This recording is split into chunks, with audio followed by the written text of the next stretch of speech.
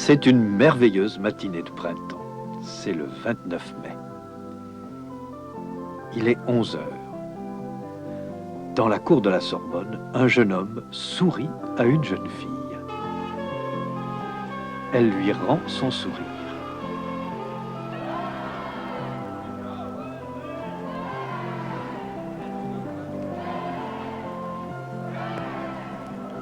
Excusez-moi, mademoiselle. Qu'est-ce qui se passe? De quoi s'agit-il? Qu'est-ce qu'il crie? Pourquoi est-ce qu'il manifeste? Je ne sais pas, mais ils ont sûrement raison. C'est vraiment beau, n'est-ce pas? Oui, c'est une belle matinée. Vous êtes étudiante? Oui, je fais de l'histoire de l'art. Moi, je viens des États-Unis. Ah, vous êtes américain? Oui. Mais vous n'avez pas d'accent du tout, pour un Américain. Vous êtes bien gentil de me dire ça, mais vous savez, je n'ai aucun mérite.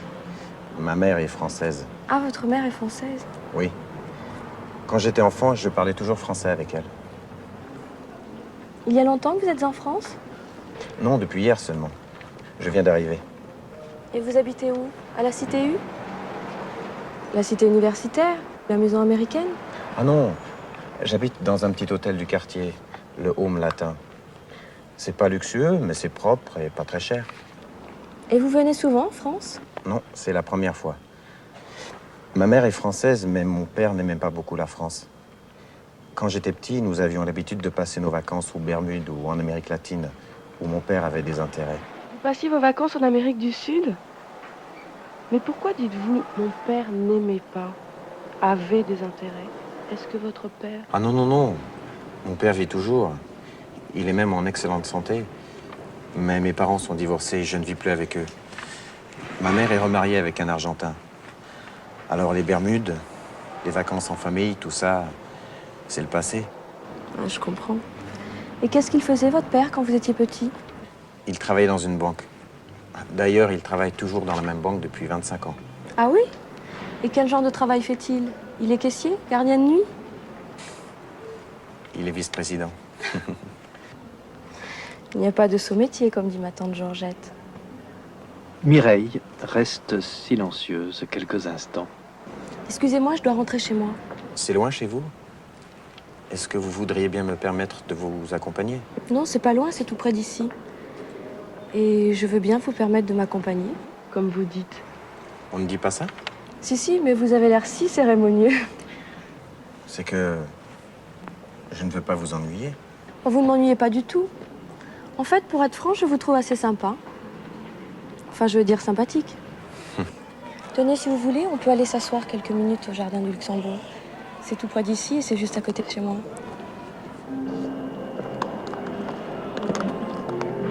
Et ils vont au jardin du Luxembourg.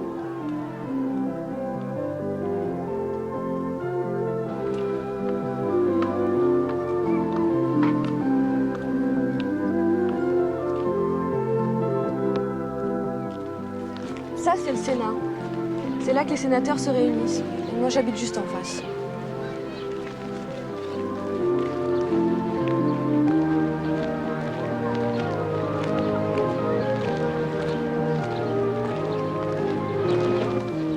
Tiens, asseyons-nous ici.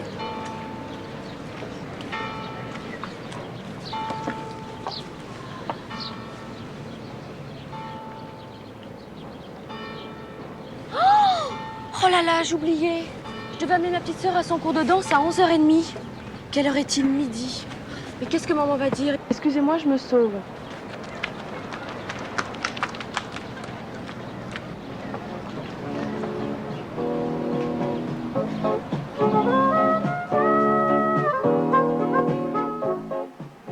Le soir, au coin de la place Saint-Michel, Robert est installé à la terrasse d'un café.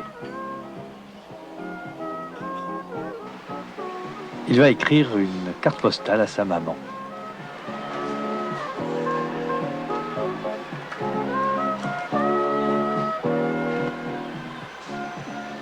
Ma chère maman.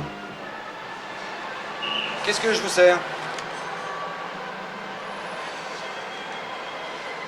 Un café, s'il vous plaît. Un express? Très bien. Je suis à la terrasse d'un café, place Saint-Michel.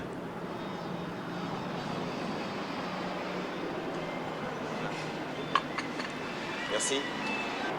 Le soleil se couche. Le ciel est tout rouge derrière le Louvre. Il fait très doux. C'est une belle soirée.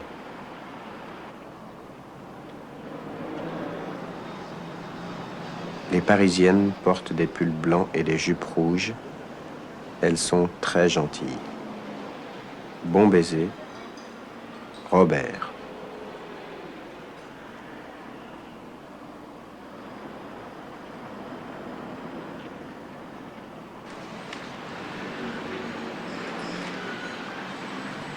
S'il vous plaît, vous avez des timbres? Ah non, il faut aller dans un bureau de poste ou un bureau de tabac. Ah bon? C'est combien? 4 francs 50.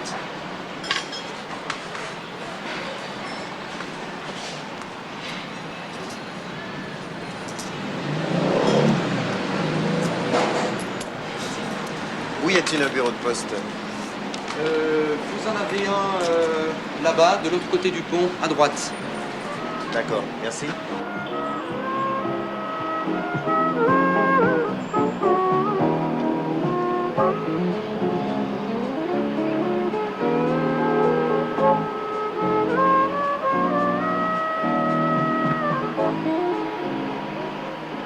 Ah zut, c'est fermé.